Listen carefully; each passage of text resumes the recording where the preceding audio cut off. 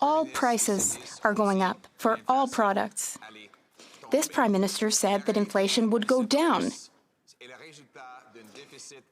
Rising inflation is the result of inflationary deficits that the government has created. Now, that money is in the economy, driving up prices. There's even music playing in the background showing us that it's the end of the world, Mr. Speaker. So here's my question. When will he finally balance the books to bring down inflation and interest rates? The Right Honourable Prime Minister. Mr. Speaker. Mr. Speaker, we know full well that Canadians are experiencing tough times. That's why we're here for them, here to help them. We have brought down daycare costs. We are helping as well with the grocery rebate, which was paid out this summer. These are investments in helping Canadians.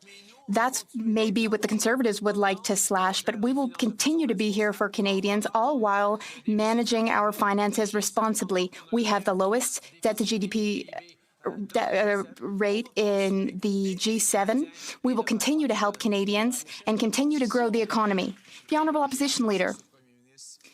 Mr. Speaker, the Prime Minister has printed money and doubled our national debt. He is causing inflation and then denying it. I warned him about this 3 years ago, and I warned him 5 months ago that inflationary deficits would cause the problems we're experiencing today.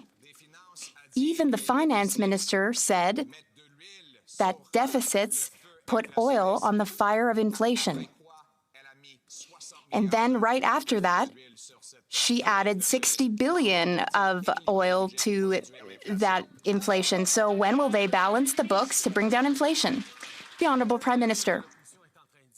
What the Leader of the Opposition seems to be saying is that he wouldn't have paid the grocery rebate to 11 million Canadians. He's saying that he wouldn't have invested in dental care for Canadians living with low and modest incomes. He wouldn't have helped children with dental care, and he wouldn't have cut daycare costs in half. He's saying that he wouldn't have been there for Canadians to help them get through tough times. But us, Mr. Speaker, we are there for Canadians, all while managing the deficit and public finances responsibly. We want to bring inflation down, yes? The Honourable Leader of the Opposition.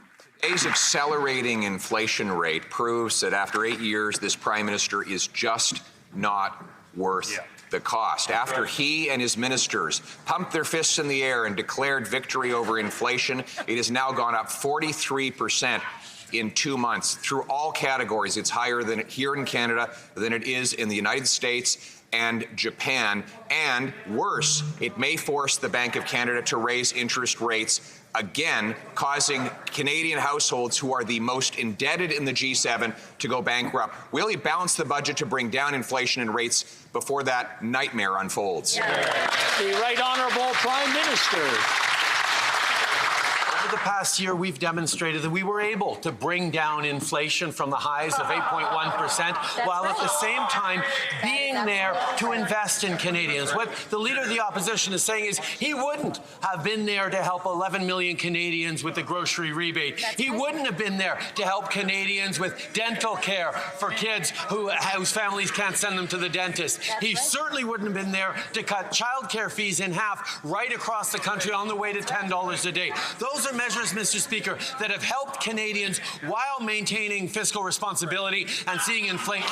The Honourable Leader of the Opposition. Doubling the debt on Canadians is not fiscal responsibility, and forcing Canadians to live in tents is not compassion, Mr. Speaker. That is the reality. After 8 years of this Prime Minister, life is miserable, especially for the poorest among us. And his solution is to make everything cost even more. Inflation is now accelerating. He hasn't brought it down. He stacked 4% inflation on top of the previous 8% inflation, which means that Canadians can't eat, heat, or house themselves. Will he reverse his disastrous policy so Canadians can pay their bills? Honourable Prime Minister.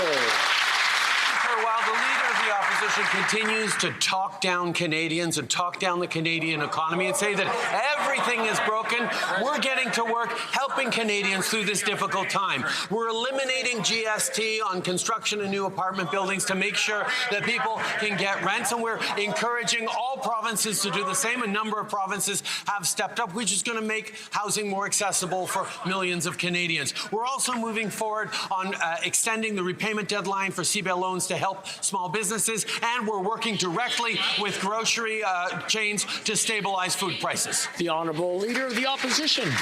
One of the ways that this Prime Minister doubled housing costs was by flooding the economy with $600 billion of newly created cash, which bid up the price of homes, forced Canadians to overpay, and then many bought at rock bottom low rates because he promised that they would never go up. His inflationary deficits pushed them up, and now 1/5 of all Canadians are actually unable to pay the interest on their mortgages. Their mortgages are growing in size. When they renew, it will be at a bigger principal at a higher rate. Yep. How many Canadians will go bankrupt, and will we have a mortgage crisis when that happens? Yes or no? The Right Honourable Prime Minister.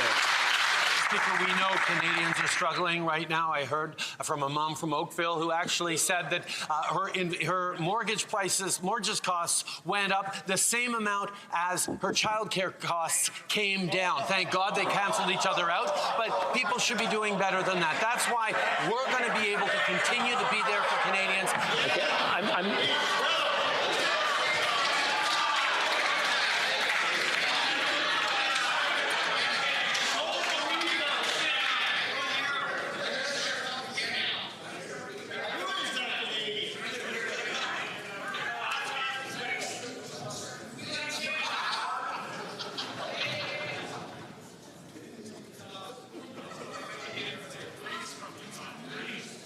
Are we ready to continue? Order. Order. The Right Honourable Prime Minister, please continue. Mr. Speaker, every now and then the Conservatives show their true colours and react over the top, not just with rhetoric, but in attacks on things like childcare that we know they disagree with. We know they don't believe in making childcare more affordable, and every now and then they show it, Mr. Speaker.